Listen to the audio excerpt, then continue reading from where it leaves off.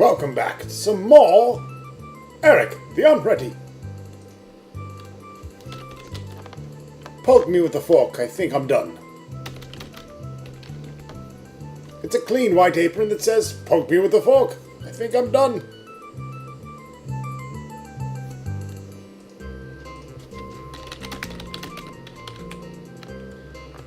You give the chef the apple. He slaps himself on the forehead. That's what I've been missing. He puts the fire out and says, thank you. Now I can deliver this pig. He removes his apron and rolls up his sleeves. Then he calls his assistants. And the two of them hoist the spit up onto their shoulder and carry away the boar.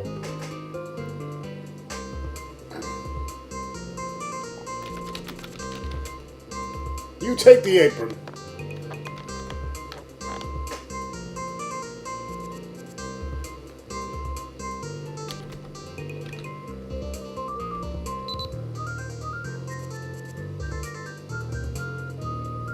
You trot into the amphitheater, but a fair official stops you and says, sorry, the jugglers are far more popular than we anticipated. There are no more seats available for this show.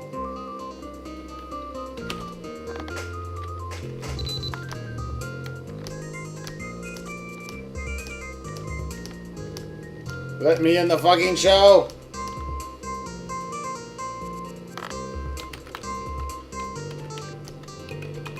You have to already be in the auditorium with...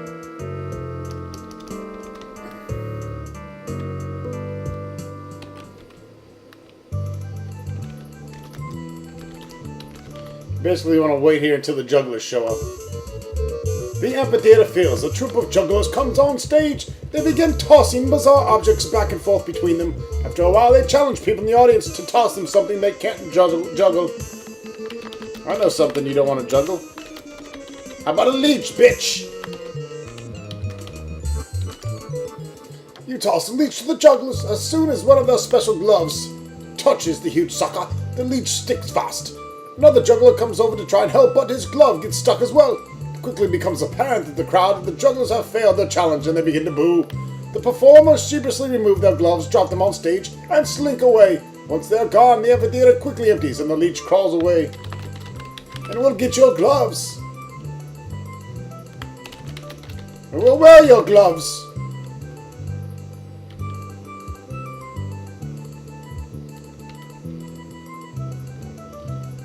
Alright, now that we have the gloves, we should be able to climb the pole. The gloves stick to the pole like jelly to a baby's face. You climb up to the top of the pole and pluck the boa from its perch. You wave it over your head in triumph and then slide back down, where you're greeted with cheers from the assembled crowd.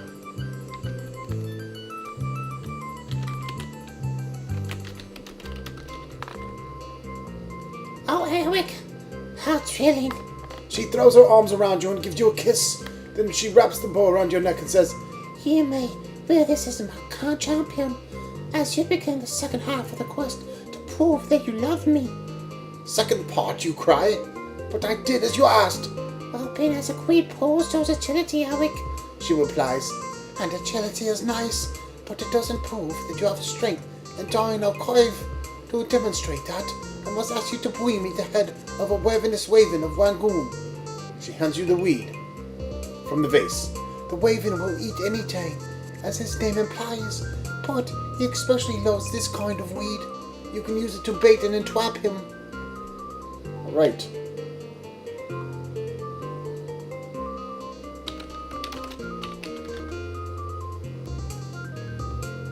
I have a fucking apron, what do you mean?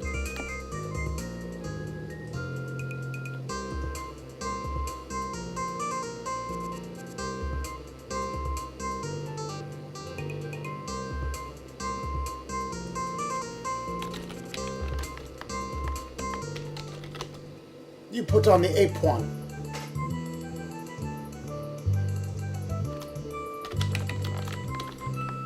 No, Eric. No nookie until you bring me the raven's head. I did it all for the nookie. The nookie. So you can take that cookie.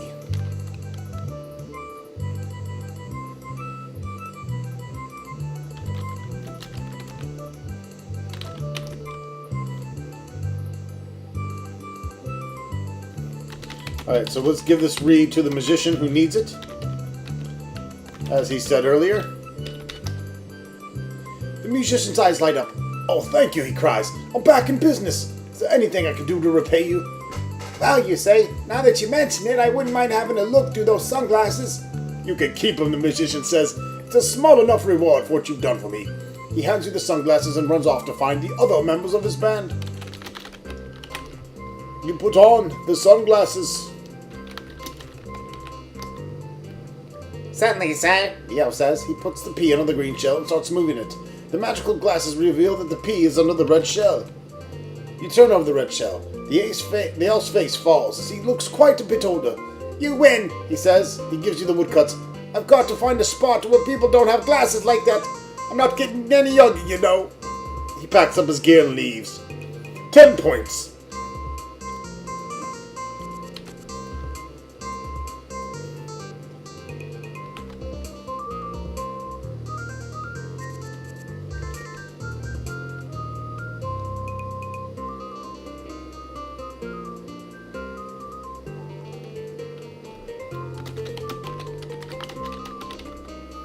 "Wow, would you get a load of them gams?" The barker grabs the woodcuts out of your hands and begins to intense study of them, losing all interest in you.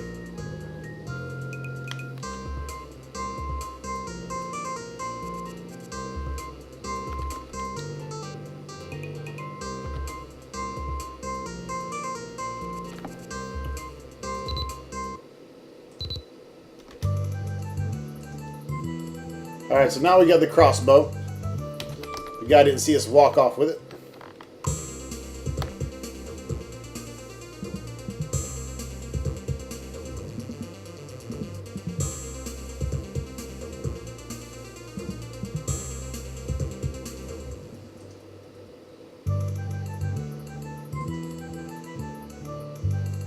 You climb up the hill to the dragon's cave. The dragon's lair is a huge, dark cavern, ruled by the very dragon who now looms before you. The monster seems invulnerable to attack, except of course the vulnerable spot on his head, revealed by your magic sunglasses. In the darkness of the cave beyond the dragon is the magic ring. The object of today's quest, the raw stake of eternity, is also visible in the shadows. The only exit is the east. Suddenly the dragon's vulnerable spot shifts to his talons. The dragon flames your eyes, but the sunglasses protect you from attack.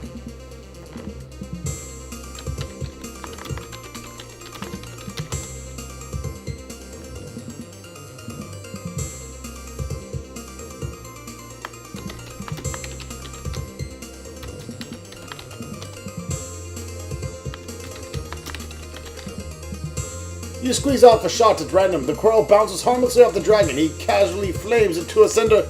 Suddenly the dragon's vulnerable spot shifts to his eyes. The dragon flames your hand, but the gloves protect you from attack.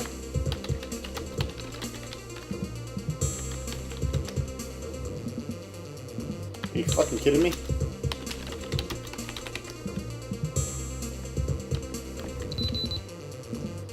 Shoot dragon's eyes. You fire the crossbow at the eyes, but before the quill strikes, the vulnerable spot moves. The quill bounces off the now invulnerable spot, and the dragon eats it. Suddenly, the dragon's vulnerable spot shifts to his talons. The dragon flames your neck, but the bow protects you from attack.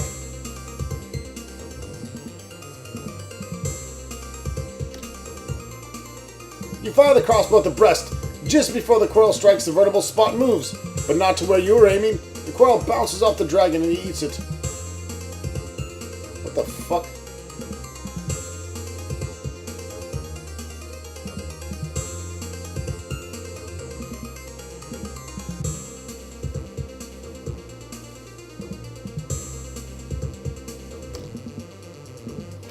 You fire the crossbow at the breast. The vulnerable spot moves right over your targeted area. The quail strikes. The dragon shrieks with a great hiss of escaping air and suddenly deflated before your eyes. Moments later, he is scampering around on the ground on your feet about the size of a cigarette lighter. Your score's gone up by 20.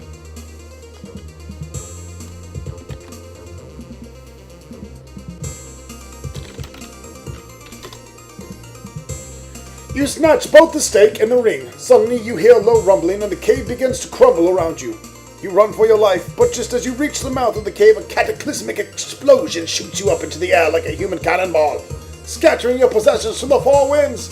You travel for miles in a high trajectory, and when you finally plummet toward the ground, Your fall is broken by the branches of a large ukagum tree near the foot of the mountain of the gods. You tumble through the branches, fall to the ground, and are knocked unconscious. And now starts the quest for the crowbar. Meanwhile,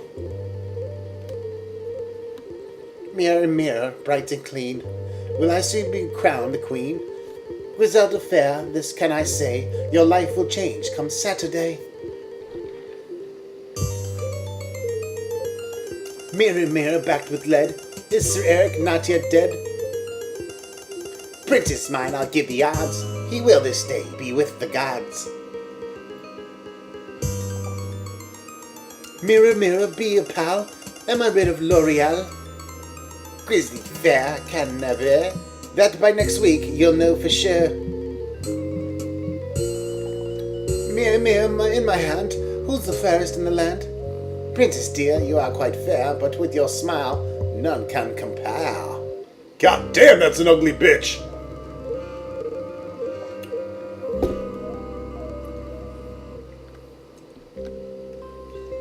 Alright, thus starts the quest of the crowbar. You are basking in the shade of a tall ukagum tree, whose limbs are thick with juicy leaves. The tree is too big around to climb, but the lowest branch juts from the trunk just over your head, tantalizingly out of reach. Nearby, a lone unicorn grazes in the pasture, and from time to time he lifts his head and eyes you warily. To the west is a famed temple of the virgins that rest in the shadow of Mount Spa, the mountain of the gods. And of course, you see a newspaper here.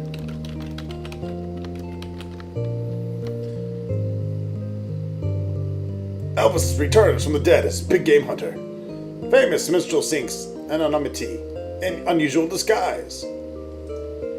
Giant demon bats exercise from dragon cliffs. A coven of demon bats was driven out of the dragon cliffs yesterday by a 6-year-old child. She got the power, ain't no doubt about that, commented a gibbering old woman who acts as a frequent confidential source to the Inquirer. The girl is apparently unaware of her special power and believes she was making mud pies at the time of exorcism occurred. Puppy killed in cart accident. A young puppy was killed yesterday when it struck by a cart driven by an unidentified two-headed oaf. The puppy was at St. Martin's Day gift to a young boy who was said to be heartbroken. According to the well-placed sources, the accident occurred just afternoon when the puppy heard the cart coming down the road and rushed out to greet it. The cart struck the little dog and drove off without stopping. The puppy's owner, an orphan, rushed to its side and cradled the dog in his arms. The dog licked the boy's face once and then died. To the mayor and people of Hamlintown, I've still got the kids. Perhaps we can make a deal. Peter Piper. Or whoever the fuck that is.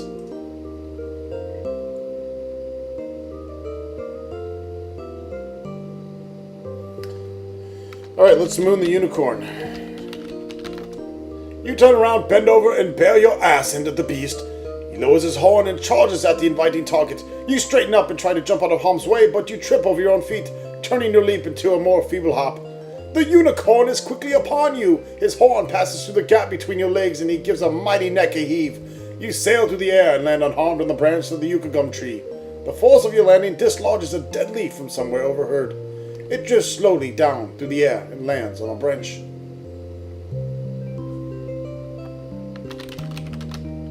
You take the leaf from the branch, giving you 5 points.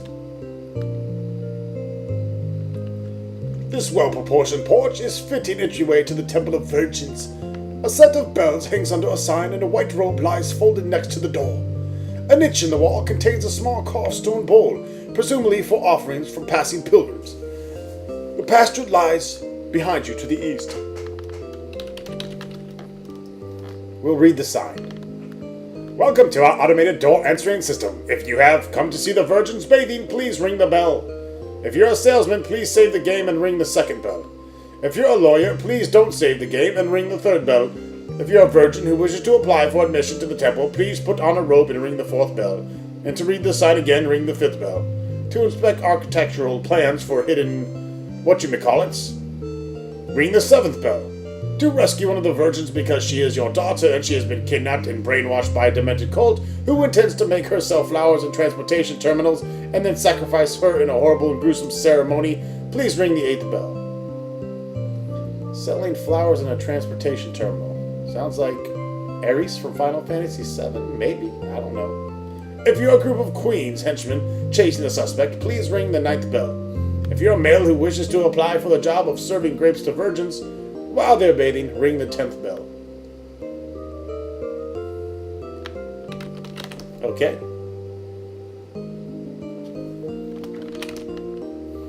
You must not be telling the truth, as no one who is a lawyer would ever admit it.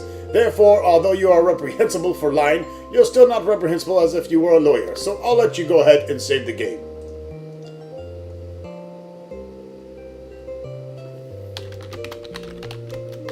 Alright, let's ring the 2nd bell. An arrow flies out of the wall and pierces you through the heart. You have failed.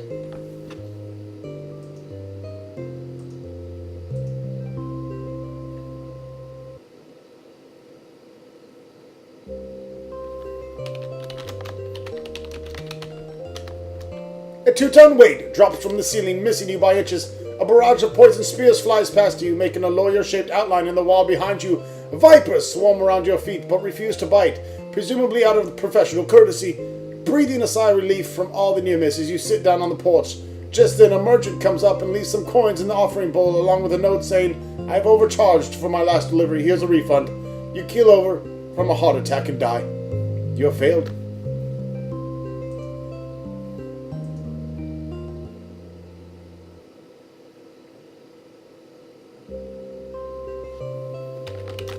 Let's take the robe this time, and not ring any bells yet. Let's wear the robe. You put on the robe, the thick folds should conceal your gender from casual eyes, and with luck you won't run into anyone who wants to make a more thorough examination. Let's look in the pocket of the robe. You see a hanky.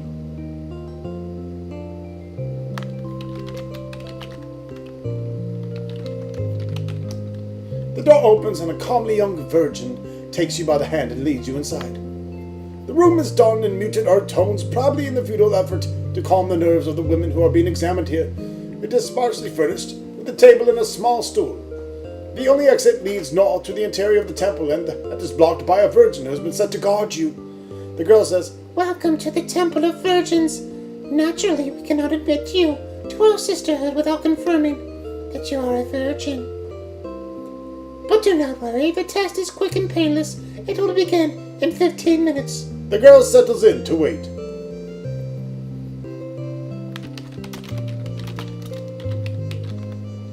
As you begin to read the story to the girl, she begins to sniffle. Further on, she begins to cry. By the time you're done, she is done sobbing uncontrollably, her shoulders shaking, and tears streaming down her face like water down a flume. You give her the handkerchief, and she presses it to her face. She continues to cry for a few moments, completely soaking the hanky, and then she gives it back to you and sniffles. Thank you.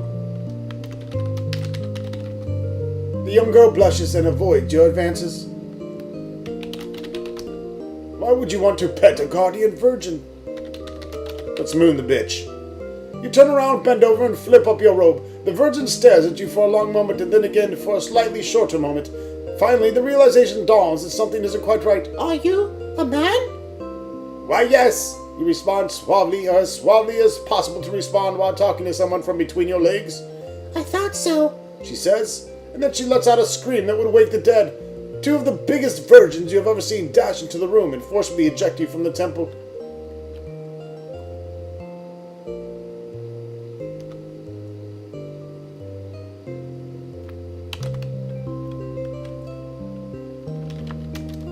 I'm going to put this hanky in the bowl, because we have virgin tears now.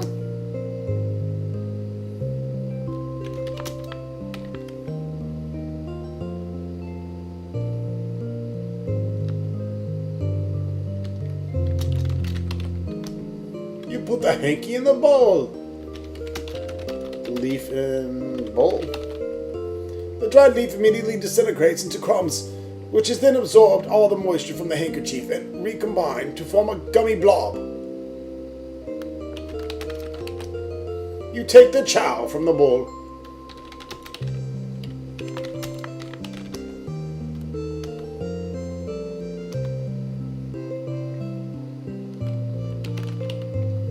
Time passes.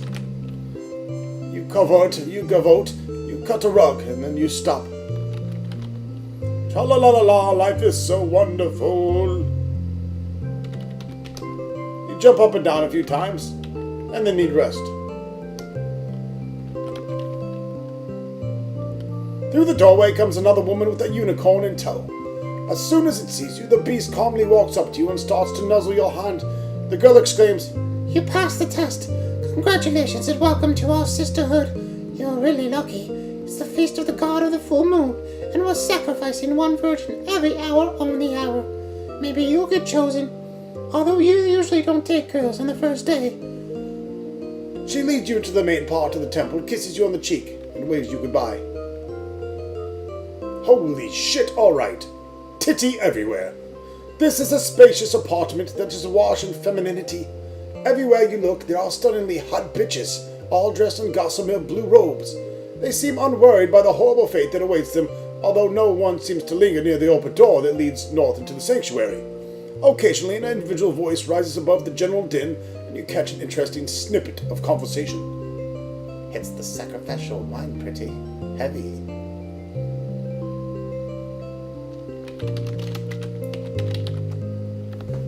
Is anyone here the farmer's daughter? Come to think of it, no. Perhaps they're just not interested in religion. What would you do if a man came in here right now? We would firmly but politely ask him to leave. What are the sleeping arrangements here? Oh, we just lie down on the floor and cuddle up with whoever's nearest. You'll find out tonight. Why are your robes so much more revealing than mine? You'll have to wear your no-wet robe for a week. Then you'll get one like ours. You'll definitely be more comfortable. How can I get selected for the sacrifice? It's nice of you to be so enthusiastic, but no girl is ever selected on her first day. The best thing to do is just wait until the priestess picks you. I'd love to chat, but I gotta go brush up on my rituals. A diet wouldn't hurt either.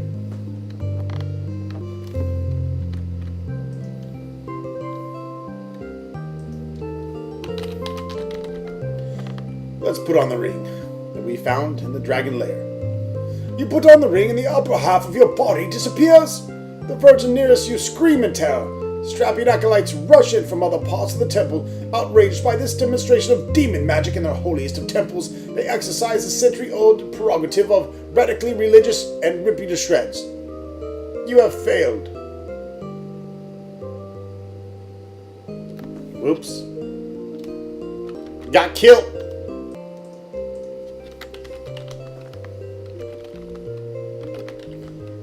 Just keep waiting till the virgin here leaves.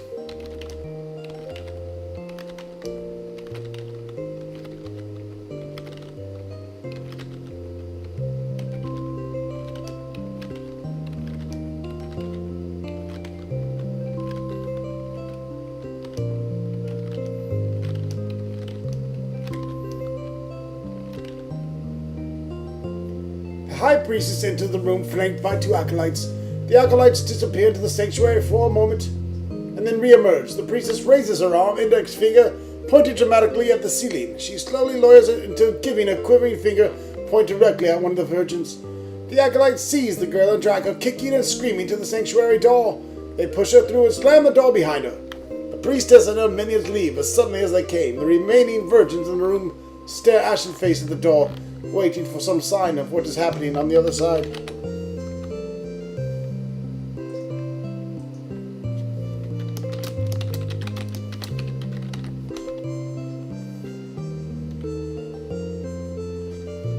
Try wearing the ring now that they're staring at the door.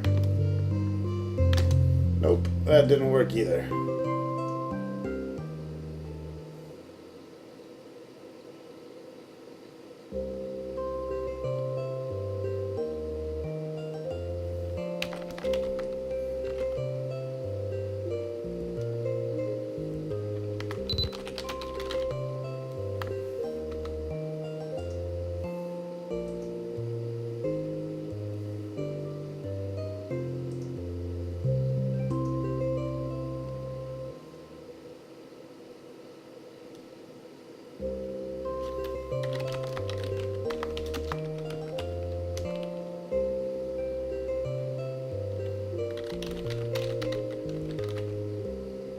Now's not a good time for a tip.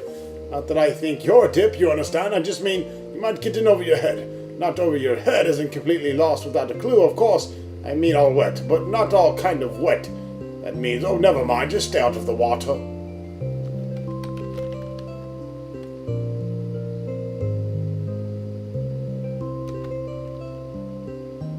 The silence is broken by a blood-curdling scream from the sanctuary. The door slowly opens, revealing that the holy room is empty, save for a few wisps of smoke. The ashen-faced virgins stare at each other for a few moments, then slowly resume their conversation.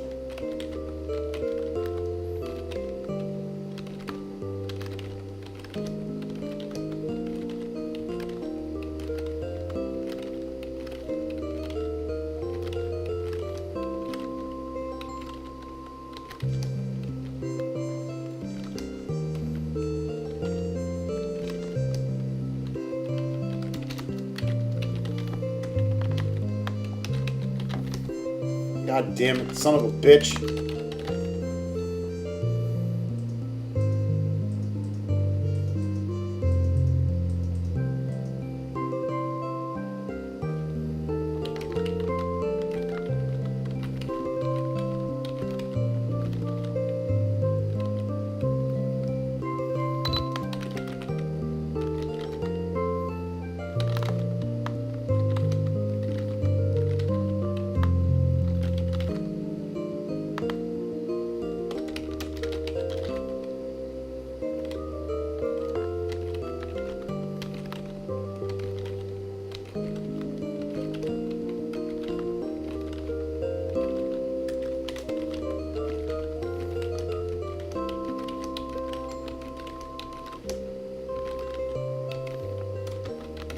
What?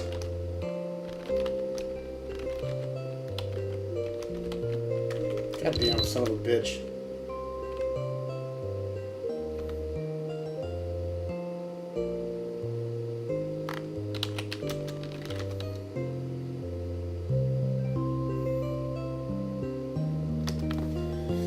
Ah, fuck.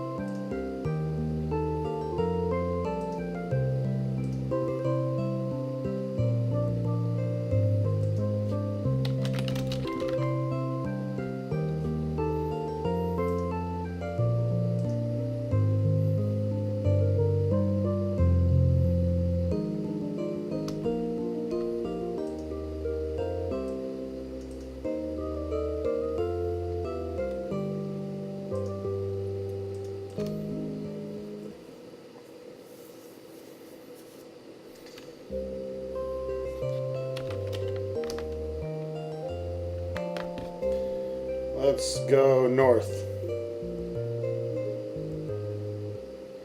The great terrible visage of the god Moloki takes up the entire north wall of the sanctuary. The terrifying eyes seem to follow you every step. The lips are open in a horrible grimace, revealing sharp teeth that are clenched shut. Against one wall is a vat of sacrificial wine. The only exit is to the south. Oh, this is where I gotta wear the ring. You put on the ring, and the upper half of your body disappears.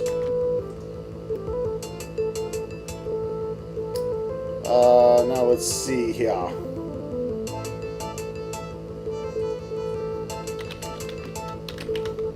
You climb into the vat, the dark wine comes into around your waist, making you now completely invisible. You take a small, satisfying sip.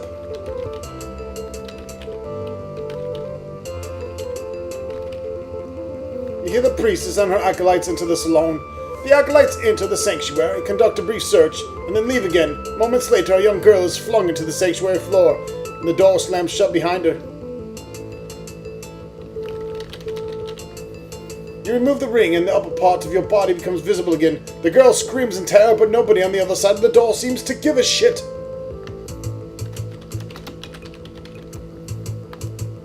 Hi, come here often?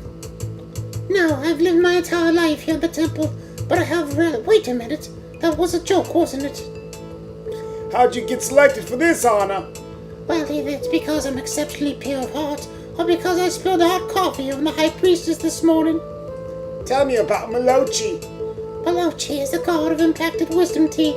When he opens his mouth, it is my duty to fling myself inside, the better to ease the pain and suffering. You don't actually believe in the sacrifice bullshit, do you? Nah, but it's a living. How many virgins does it take to screw in a torch? None. Virgins don't screw anything. Thanks for chatting.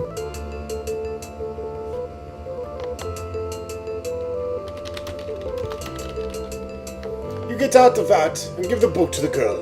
At first she is too hysterical at the sight of you to even notice she is holding anything. Then slowly the book's tedium seems to reach out and start to calm her down. She glances at the cover and takes in complete lack of anything interesting thereon. She listlessly opens to the table of contents and sits down on the floor. She turns the page and gazes at the preface for several moments, her eyelids drooping. By the time the girl gets to chapter 1, she's lying on the floor.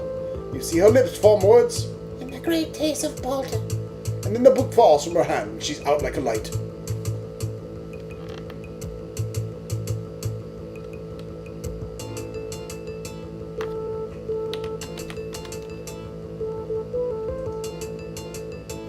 Alright folks, that about wraps it up for this video. I'll see you in the next. Thanks for watching. Eric, the Unready.